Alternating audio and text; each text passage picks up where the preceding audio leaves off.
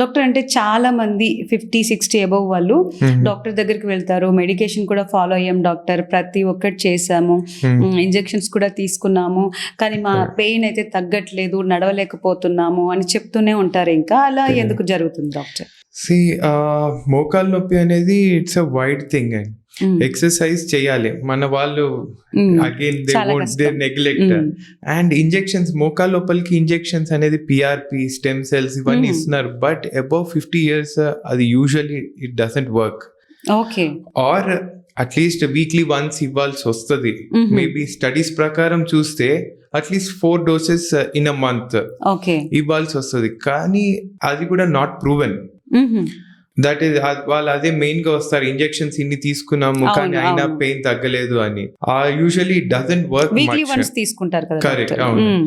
It doesn't work much.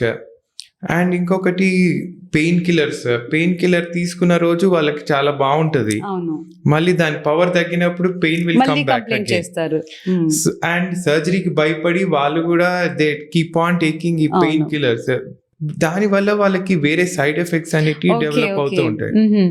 And main thing ఇదే భయపడి వాళ్ళు దాన్ని ప్రోగ్రెస్ చేస్తూ ఉంటారు.